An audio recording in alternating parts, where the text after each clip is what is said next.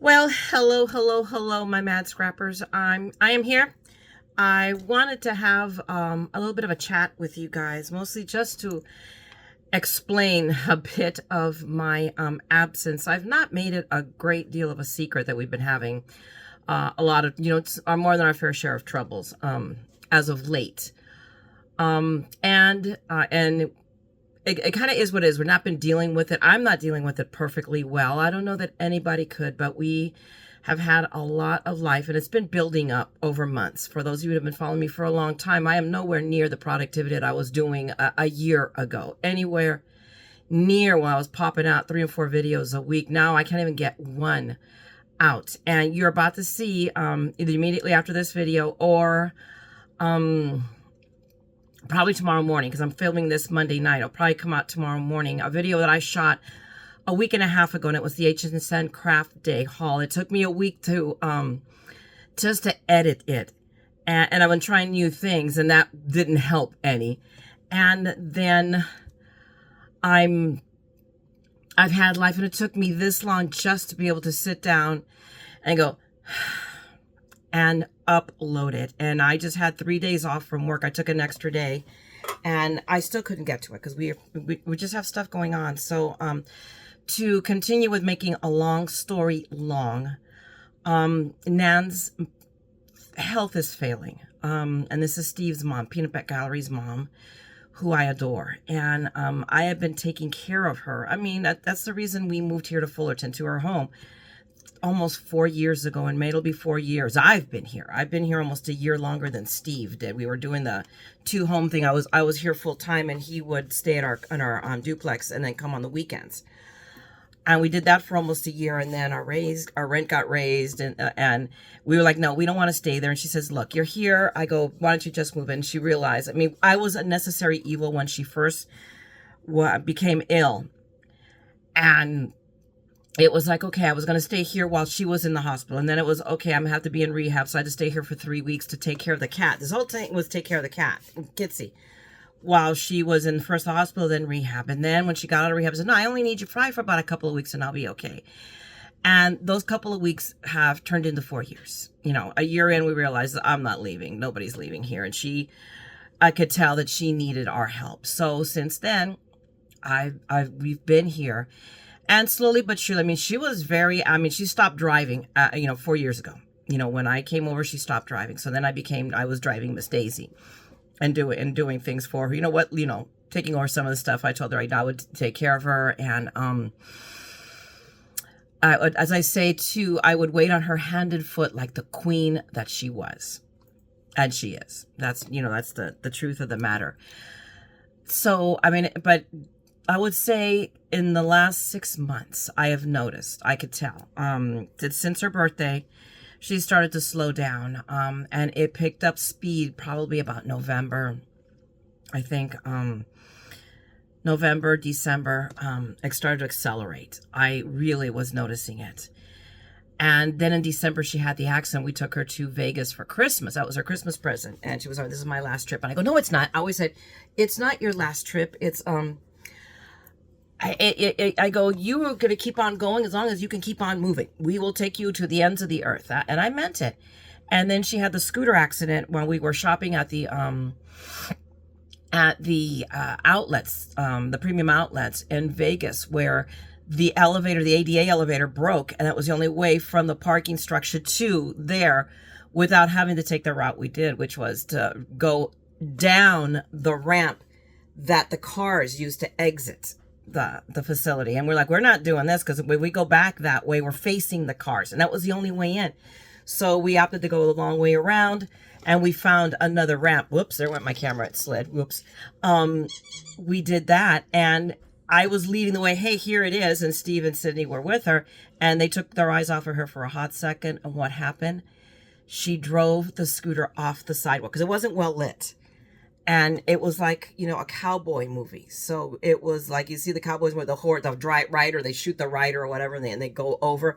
Just like that, in her scooter, and the scooter landed on her. She had a gash to her head. It knocked her out for a couple of minutes. And she scraped her legs, and her skin is like tissue paper thin, and it like sliced the skin right off. I mean, all I could do was flap it back on.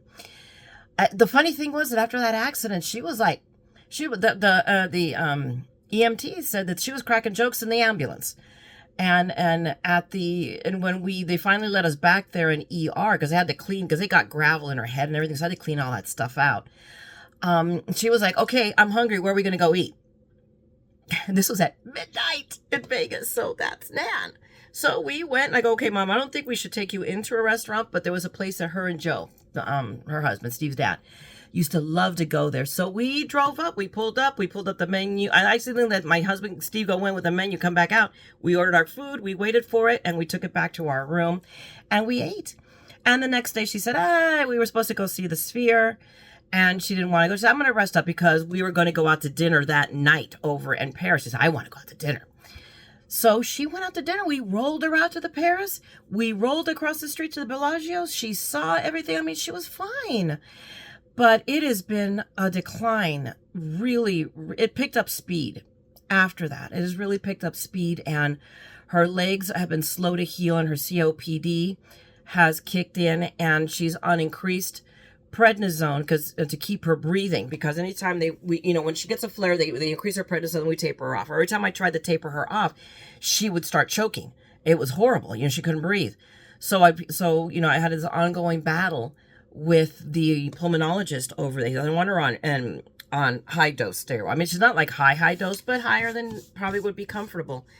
So, and at the same time, I could tell she was struggling more and more to walk. I'm like, and so moving forward again, long story long, about almost a month ago now, it's been about a solid 3 weeks. She was to a point where in the last probably month, I did not go to bed unless she went to bed, and Nan is a night owl. And because she was having so much trouble walking that I couldn't let her go by herself because I was afraid she was going to fall. So I would stay up. So I've been not getting a lot of sleep until the recent 2 weeks. And then about 3 weeks ago, it was on a Thursday, and she was able to get up and go to the restroom. But it was very early for her. She didn't want to get up yet. So she called out to me, and she needed me to get her legs back up to bed. She couldn't get him up to bed. Which I'm like, okay, Mom, so I did. That's okay, Mom, you go to sleep. I'll check on you. I have a blink. I had a blink camera in her room now for probably about 3 weeks. Before then, a few weeks, just so I could check on her while I worked downstairs. Rather than having to run up and down the stairs, I just, oh, okay, she's sleeping fine. And then when I started noticing she would stir, then I'd go up. I'd take a break from work, and I'd go up, and I'd help her get dressed, because she was needing everything. Help her get dressed, to get up, everything. And I turned on the blink that morning, and I don't see her in bed, but what I see is the top of her head off against the bed, which told me she'd fallen. And I go flying up the stairs, and there she is, sitting up against the bed. Hi. Literally. Hi. And I'm like, she's not even sure what happened, but based on what I saw, I believe that she had herself sat up against the bed, on the edge of the bed to get up, and she slid off. And she slid off the bed because her bedroom is right above me. Okay, it's right above me. So I can hear her footfalls. It's how I would know if I didn't have the camera on that she was waking up. She was up because I could hear her. So I didn't hear her thud. So that tells me that soft landing. Thank God. It was a Thursday. Steve was home, so I go, pounding on the bedroom door. I go, Steve, you need to get up. Mom is down, and I can't lift her. I can't get her up. I need your help. So he gets up, comes out. We try to get her up, and she's dead weight. She could not help us. Get her up. So we had to call the paramedics, and by then we knew that she was declining, and we said we need help here. So we had her evaluated through her doctor for home hospice. Not that we thought it was, really bad, but they give you a lot more services. So the NP that saw her at our medic says, yeah, she thinks she qualifies. So she referred her for hospice. And we had just had did we? I can't remember. No, we'd had already the intake. She qualified. So we had an intake, and We had met with the RN, and that day was going to be her first visit because she was taking over wound care. Because mom's wound still, and we're talking, this is in late February, had still not healed from that. And it was explained to me the problem is that prednisone, one of the things it does is it prolongs, it slows down healing. So that was the problem with the leg wound. And it was her being seen by wound care once a week and me doing the rest of it. And I'm not a nurse. So it's not that I was doing it wrong, but I wasn't doing enough, because I just didn't know. So I was just doing the best that I could based on what they were telling me to do. And so we couldn't get them out. So it was the nurse, the social worker, who told me that the fire departments have a service. If you have a senior that goes down and doesn't need to be transported, but just needs help up, you can't. They will come out. And that's what they did. So I said, send me the 4 best looking firemen you got. And I told Mom, and she was like mortified. And I go, Mom, it's okay. I'm getting good ones to come out for you. And they were champs. They were so good to her. And they got her back up in the bed. But that day, and we had the discussion about switching from her bed to a hospital bed. And I said, the argument is done. You need a hospital bed. I go, we can't have this. We can't have you falling out of bed. So that day, it was pretty traumatic between the fall and getting her back up, and then the nurse coming, and she was very, very agitated. So they had to give her both morphine and Ativan to be able to do the wound care, and it knocked her out to the next day. So the next day, she's okay, I need to go to the restroom. And a minute, so she needed my help. A minute in, I'm like, I can't do this, Mom. And I go, you are not making it to the restroom. I could tell she's not going to make it. But we had been supplied with a bedside commode. She didn't want anything to do with it. But I go, you're going to have to use this. So I put it right up against the bed, and I got Steve to help me.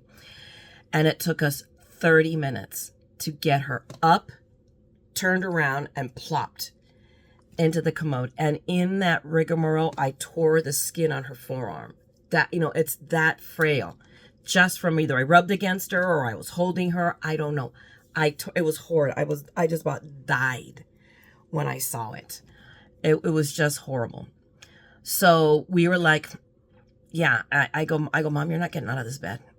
I go, we're going to have to change things. So that's been now 3 weeks. She's not been out of bed. And I had already been talking to our neighbors 2 doors down. He's a physician. She's an retired RN. And they knew somebody, who had her own little service. So we now have, I went another week because they couldn't start yet. I went another week of completely having to take care of Nan, feed her, clean her, everything, because she couldn't get up out of bed. It was probably it was a rough week. And I'm not complaining. Anybody who's been a caregiver knows. But between working and taking care of her and checking on her, I was just running on exhaustion and caffeine and anxiety and nerves. It was horrid. And now we've had home health care for 2 weeks. So we now have 24-hour care for Mom. Luckily, Steve's dad was very, very good about saving and investing money. So the money is there for us to pay for this. So we do have a nurse here 24/7. They work it's 2 of them because they're crazy. They're wonderful, wonderful. They're 2 Filipinas. And I don't know who I love more. They take such good care of her. They care for her. They love on her. I mean, you can just tell this is not a job. It's a calling. So they are here. One of them is here 5 days a week, sleeps here, stays with us. And then the other one covers the 2 days. So Kathy is here 5 days a week.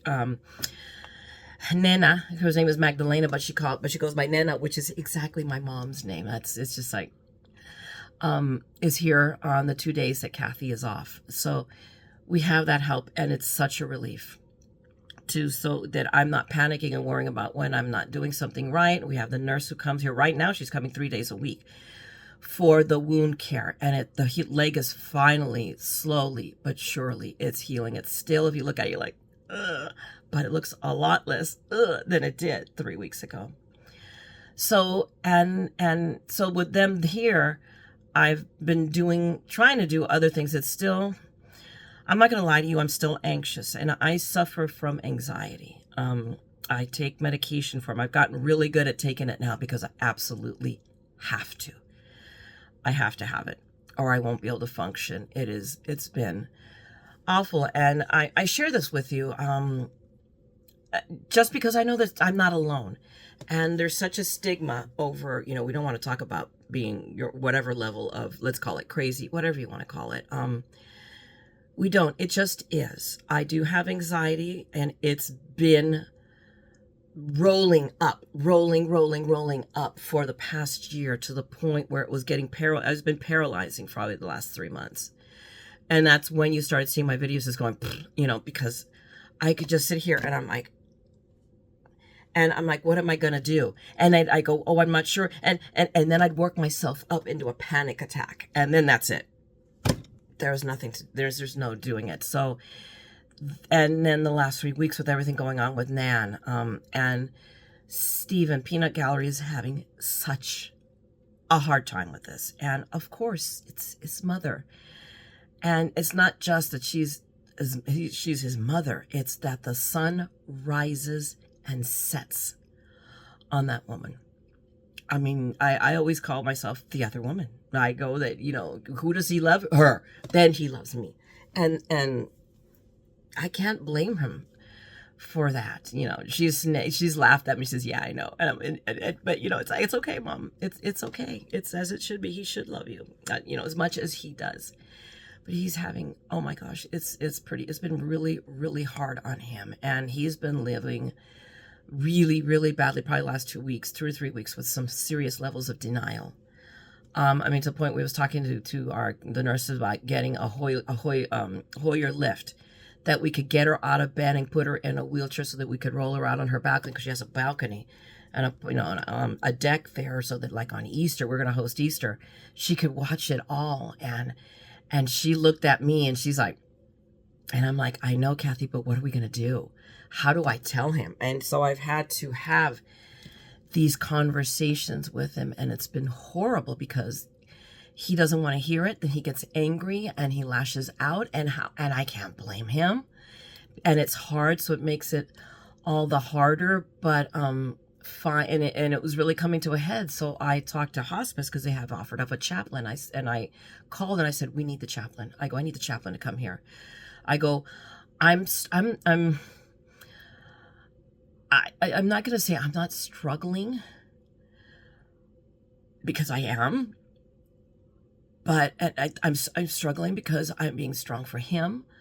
I'm being strong for her, and trying to cheer her. And I mean, the day that we were putting her on the commode, the entire time that we were trying to transfer her over, all she kept saying over and over again is, why can't I die? I just want to die. Why can't I die? Why can't I die? And that woman is a bright ray of sunshine. She has been the bright ray of sunshine in my life, especially in the 4 years I have been here. She sparkles. She's always just, there's another way she sparkles. She always has a smile on her face and her eyes. And I've been watching that sparkle go out, and it's all but killed me. It's been really, really hard to watch this happen. So, and I think finally about, last week we talked, and I said, Steve, let's talk to the nurse about the lift and about doing this. And the nurses, and I think he really noticed it on Friday, because Nan's hairdresser came and visited her and did her hair.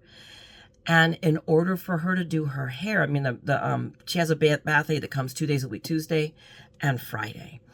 And she had just washed her hair.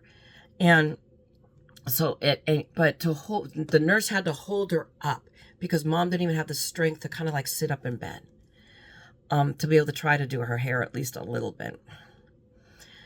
And I think he was realizing it, and we talked to him, and with Kathy, not Kathy, Hannah, the nurse, and I, and he realized, like, oh, we can't get her out of bed, can we? She's like, it's not gonna. It would be torture. It would be, the big thing is, it could be torture for her. It would be very painful. We could run the risk of tearing her skin again. So I think he finally realized it. And then I think we talked to the chaplain came last Thursday and talked to him, and Steve really unloaded. And it was, And he needed that. He needed to talk to somebody, and somebody to, other than me, I think he really did. And he seemed to be a little bit more at peace. And then Friday. Friday was a hard day. Friday, wound care came, and Hannah gives her morphine to be able to, because it's painful to do the wound care. So she gave her the usual dose of morphine. Well, when mom sleeps, the morphine knocks her out. It knocks her out for that day and probably half of the next day. She's just really wonky, sleeps. But it's how she sleeps. She, her mouth is, agape, is like, it's an unnatural sleep. And her breathing is different. It's depressed. It's just, and he had not seen that really, because this is the first time that he was home when Hannah came. Usually she was doing wound care on Mondays and Thursdays. So, and he's been working shifts, overtime shifts on Thursdays. Last 2 weeks he hasn't, but this time is now she switched to Monday, Wednesday, Friday, so he was here. So we got the full effect of that. And then two people, well, one, he had to talk to his Aunt Virginia and all of this rigmarole. We had forgotten to contact Steve's Aunt Virginia, who is Joe's or Steve's dad's sister, to tell her about it. And Virginia reached out. She said, I haven't heard from Nat. We always talk. And I'm like, oh my God, Steve, Virginia. We have not talked to Virginia. So I said, you need to talk to Virginia. I go, you need to call. She's your aunt, please. I go, so he did. And of course, it very much upset her. And she, was in tears. And they're of poor health, also close to her age. So they can't come out and see her. And then another close friend, Joan of Nana, they used to live like catty corners from us. We have a house right here, and then the house next to it was them. And they have been friends for 40 years, forever. And Joan called to see how she was doing. She was aware.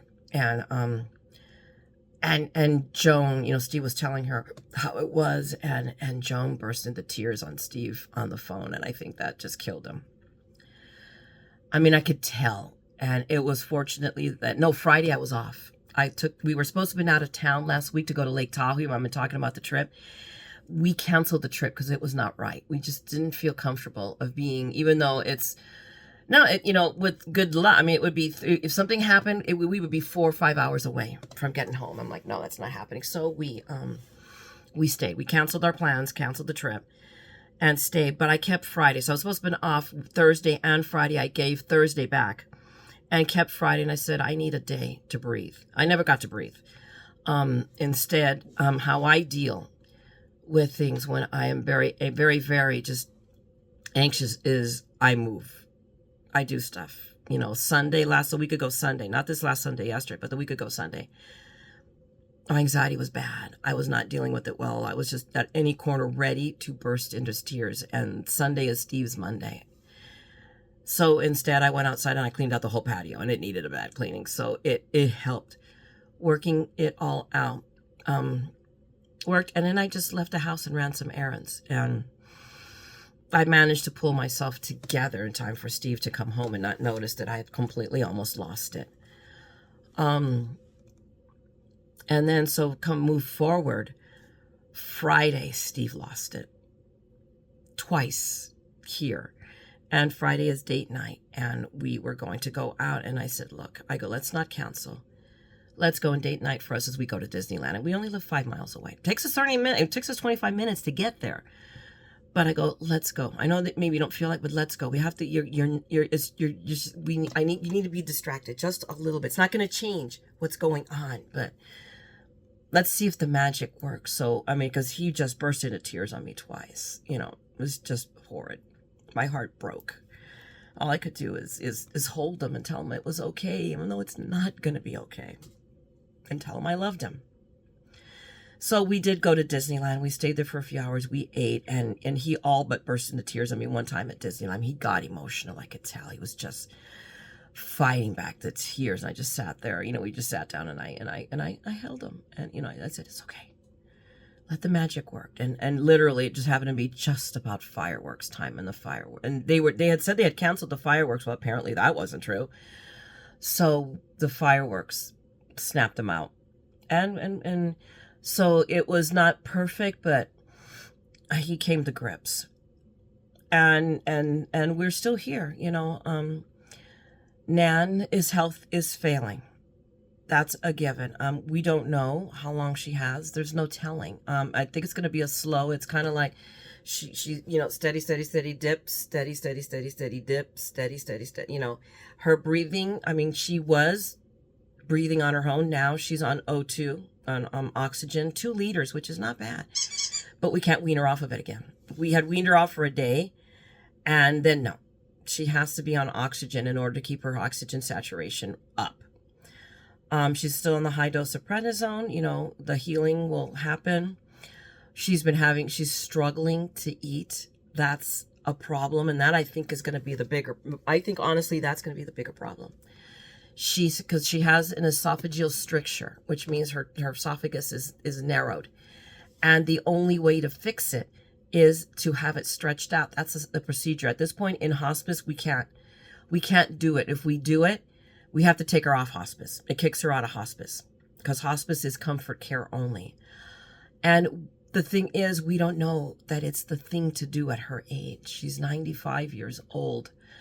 Her sisters were very much, no, do it, because they want her around. I understand that. I'm sorry, I have something leaning against my leg that keeps wanting to fall over. Let me just let it fall over. There, box fell. Everything's great.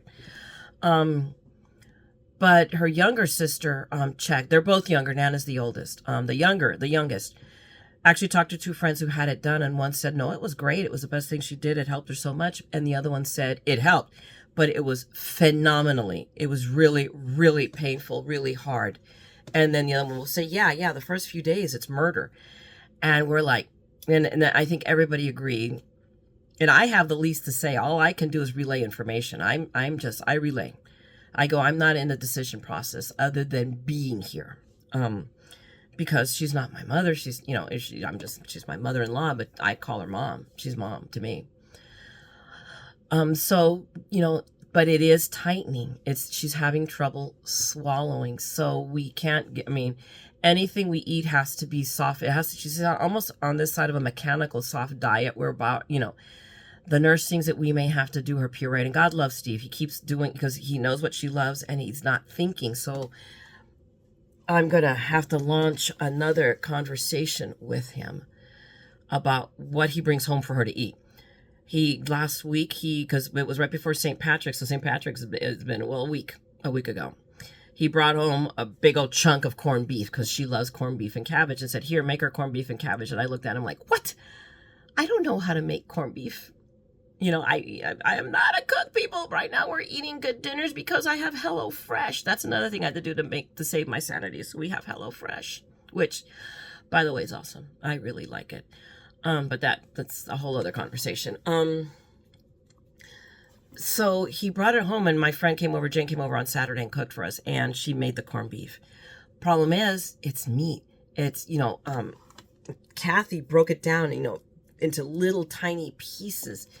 And even then, she was struggling to eat it. And then Steve brought home, and then on top of that, we made the Costco run, and I wasn't paying attention to what I was throwing in the cart. And he brought her home this big chunk of salmon, like, oh, I'll have salmon. And Kathy's looking at me like deer in the headlights. So, I mean, the fish, I don't know. I don't know how we're going to do the salmon. Maybe just the 3 of us are eating that big chunk of salmon. I don't know.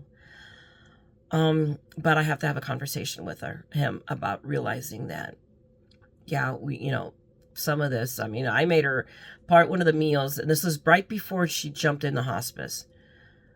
Or maybe she had just started it. I think it was the week before the nurses started coming here that I made this hamburger from, meatballs. It was meatballs that it was. And I took the meatballs after I cooked them. They're really good.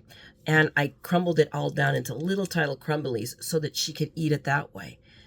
And the nurse now, she says she really monitors her eating. I mean, she's like making sure she eats slowly and chews thoroughly what she has, you know, and eats in little bits, and, you know, so that she doesn't choke. But it's a chore. It's a really job. So she's thinking, you know, we may be down to a soft, you know, pureed. And, you know, she's leaving us. And none of us want her to go. don't want her to go.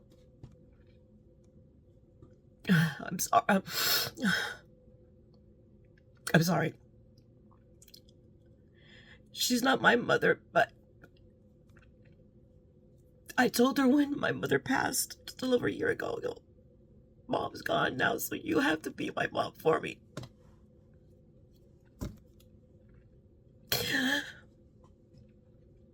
I'm sorry. So that's where we're at, guys. I'm so sorry, God. I'm sorry. And that's why you're not seeing me here. It's partly, it's just crazy here. Partly, it's not there. And I'm very sorry. And I just wanted you guys to know, it's going to be very, very haphazard for the time being. You know, you might see them once a week, maybe not. I don't know what's going to happen. I don't want this channel to go away because I have put so much love and I've poured myself into it, and I've made friends here, and some of you have been so amazing. I consider you friends. You guys have kept me going. Your love and your support has meant everything to me. I don't always reply. I don't even know if I click a heart, but I read. And it's killing me to not do this channel at the same time. So I don't want you to think that it's not because I don't care. It's just a lot. So I'm going to try. And it may be a shopping channel. For the moment, I don't know. But I'm going to try to hang in there and keep you posted. And I will be dealing with things as best I can. Again, all of this it's heartrending. And then on top of that, throwing in an anxiety disorder. Yesterday was a really, really hard day. Anybody that has anxiety, anybody who's ever experienced a panic attack knows what I'm talking about. You feel like you're about to have a heart attack. It's right here. It's a pressure. It's a pressure. You almost cannot breathe. You're just like, you don't know what to, you can't.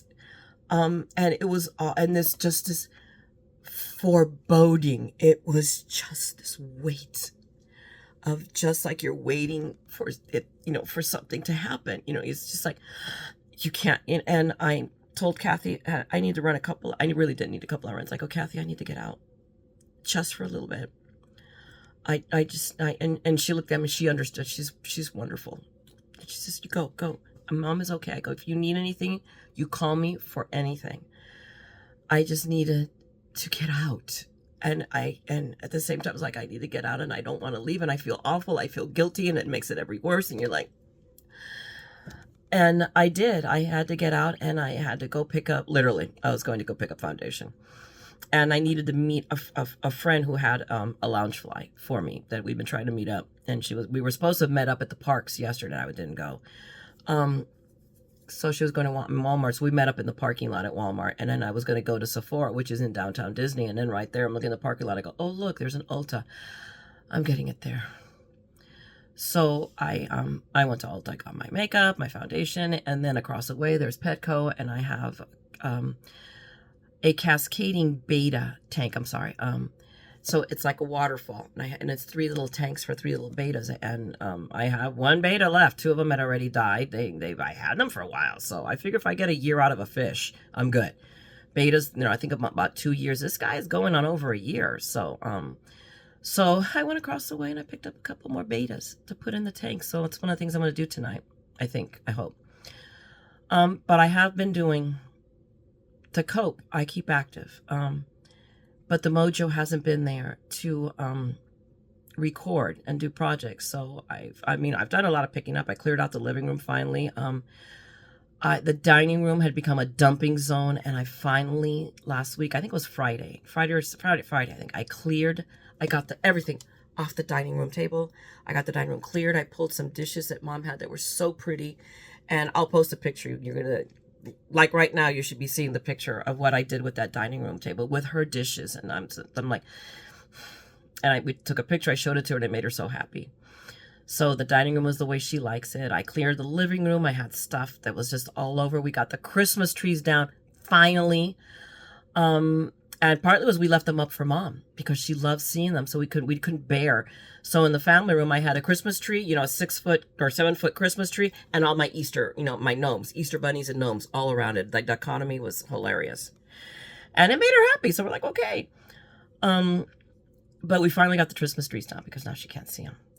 And amongst all of this other madness that we had going on, just before she hit the really big downturn, we had finally decided the pool has been needing some work for a while, and finally the pipes broke, so we couldn't run the motor anymore. So we're like, okay, if we're gonna do this, we're gonna put a heater in because we haven't had a heater for 10 years. More than that, longer than that. I think it's like 15. So, and then it became the pool guy says, we've been talking about emptying the pool and changing the water out because water gets old.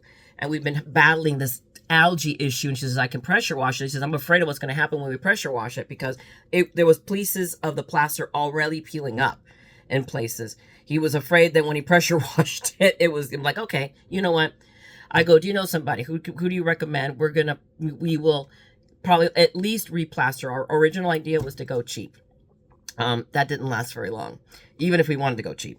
Because then we found out when we ran the gas line, we had to have the gas company out.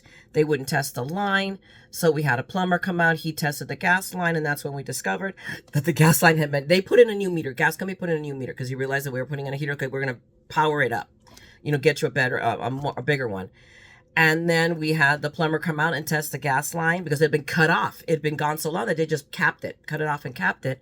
And the gas line won't hold pressure. So we have to run a new gas line to the pool. So, click $4,000. The heater and the other plumbing repair was $7,000. So we're in $12,000. And then the pool, just to redo the plaster, was going to be $17,000. And then we realized that the tile, there's a bunch of cracked tile. And we're like, okay, fine, let's replace the tile now or never. And then we started thinking about it, and we became a conversation with Mom about the money. And she said, well, how long are you guys going to be here after I die? That's how she talks. God, you have to laugh. You're like, I go, well, Mom, we're going to be here a good 10 years, and we're never going to sell the house because it's a Prop 13 house, which means here in California there's a thing called Proposition 13, where it was passed in 73. Where all the houses, people that owned houses at that point, they froze the property taxes at that level because it was out of control how property taxes were being raised. So, we revolted and Prop 13. So this house is pre-Prop 13. Any other house after Prop 13 are subject to, reassessments and higher taxes. Well, we have a house that, it's obscene. If we couldn't afford, if it weren't for the fact that Steve's parents bought it when they did and it was already paid off, we couldn't afford this home. We couldn't even dream of affording a home in California, basically. It's just that. So, but it's a pre-Prop 13 home. We're not selling it. Not even on a bet. And we tell the kids, I go, it's in the trust now. And when she passes, we'll redo the trust and it will keep on going. We're not selling it. That said, okay, we're going to be here for at least 10 years. Let's just go whole hog. So we've put in, it looks really pretty. The pool is right now the water's been running all morning. They finally plastered yesterday, and today they came in and acid washed and power washed. The plaster was called like a pebble finish. So it looks like little tiny pebbles, but in it they threw, I watched them when they were doing the plaster yesterday, and this guy's going out there like chicken feet and just throwing out micro pieces of like mica, but it's abalone, so that it sparkles. It's just like, wow. So normally my sister hosts Easter. Normally she does, but again, we don't want to be away from where we know we're looking at our last holidays with her. So I asked my sister, hey, can we host Easter here this year? And we'll have a pool warming party. And that way the kids are here. Mom can enjoy it vicariously. I think I'm literally going to put one of the Ring cameras on her balcony so she can look down and watch everything that's going on. But we do when we hide eggs, we always have the golden egg, and the golden egg has a $5 bill and candy in it. So I was just telling Steve, you know what? Your mom's going to be the keeper of the golden eggs. We're going to hide eggs in her room too. And they're going to have to come to her for the golden eggs. So, and that will, so that it makes her involved in the Easter. I think we're going to make it like the little kids. The little ones go into her room and let the big kids, because otherwise big kids all, you know how it is, So, so we're doing Easter here, and right now it's a day by day. I'm just taking it one day at a time, but I wanted to take this time to fill you guys in on what was going on. And I'm functioning some days better than others. Yesterday was not a good day, but by the time I came back, I had gotten myself under control, and it was like the minute I decided to turn back home, the dread started again, and I'm like, why? Your brain, you're telling me, why am I dreading going home? What, it's like, what did I do wrong? Am I going to get in trouble with Mom? But it's knowing what's going on here. But it passed. I was able to get it. I got it back under control. And today I'm functioning. It was a busy day at work. And I'm recording. I'm recording now. And, I'm here. I just wanted to let you know what's going on. And I'm just going to ask you to bear with me, and I will get stuff done as I can get stuff done. I will be, if nothing else, I'm going to be collecting a lot of stuff, because there's something to be said about retail therapy. And so you might be seeing more of my shopping than my doing. I still have another. I'm uploading now part 1 of HSN Craft Day, and I have part 2 still, and it's a shorter piece. It's shorter, much shorter. And then I also I already got the whole kit and caboodle from Spellbinders that I haven't even opened yet. Okay, this is how it is. I haven't even opened. The box is sitting there waiting for me to open it, so I'm going to do it on camera. And it's going to kind of be that way. So bear with me. Follow the people that you follow. Keep an eye out for me. I'll be here as much as I can. I will be doing let me release a preview for Craft Day for next month for HSN. I'll get on for that. I'll try to keep up on sales. I've been looking for them. I just haven't seen anything like earth shattering. So just hang in there with me, guys. And I get it. If you want to leave, leave. I don't blame you for giving up on this crazy mad woman. The madness keeps me going, and the madness is the madness. I am. I don't make a secret of it. When I take my anxiety pill, I'm like, oh my gosh, I have an alarm that tells me now to take it at 11 o'clock at night because it nauseates me. So I take it at night. So I'm asleep for the nausea part of it. And I tell my husband's like, what's that alarm for? I go, it's my crazy pill. That's what I call it. And I told one of my friends, I says, don't talk about my friend that way. Sarah's the best. Hopefully in 2 weeks, I'm going away. The first weekend in April is the crop I host with my friends down in Oceanside. I'm planning on going unless things take a dramatic turn for the worse. But I have told my friends, if I can't go, I will change the reservation into one of their names, and they are to go anyway. Period. End of statement. I will not hear anything about canceling and not going if I can't go. And I go, no, you guys are going. We look forward to this, and we will see. But I think I'll be able to, because Oceanside is only an hour away. And we talked about it all as a group. And I said, if I have to go, they said, we will pack you up. You just pick up, grab your purse, and get out. And we will take care of your stuff. Don't worry about it. So, and Steve is here. We have 24-hour nursing care now.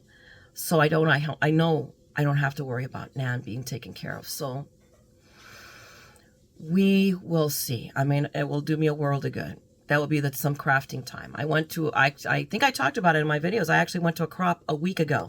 A little over a week ago. Not this past Saturday, but the Saturday before. The Saturday St. Patrick's weekend. But it was to a crop house, a hobby house, like they do retreats there. The irony is that this retreat house is 1.1 miles away from my house. I have told her, I live closer to it than the owner does. I told her, if you ever need something checked out at the house, you tell me.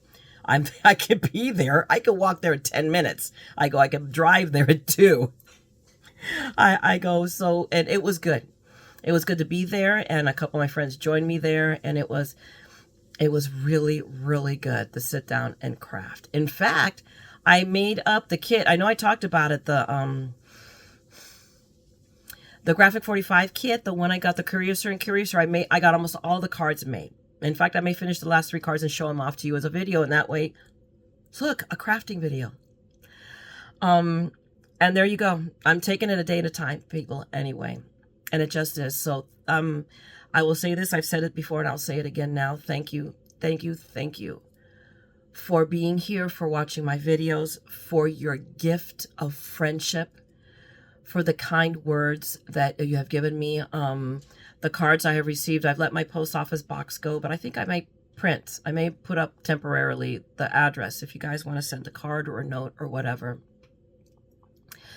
I'm going to take a leap of faith that the crafting community, they're not enough psycho crazy people, at least until I get a P.O. box and put my mailing address up there. Feels free to share. Send a card to Nan. I will make sure she gets it. I will be grateful for it.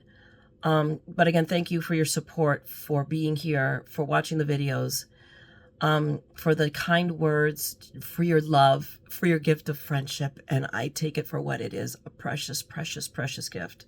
Thank you for all of that. And I will be here. I'll do my best, as best I can, but know that it's not because I don't want to. Some days I just can't. But know that I love you. And I mean that from the bottom of my butt, because it is bigger than my heart. I mean that. And I mean that. I can't say it enough. So thank you so much, guys. So now I'm going to beg you to do this for me. Go out there and craft and make something beautiful. And know that what you make and what you give makes a difference to somebody. So go out there and make a difference with your craft, okay?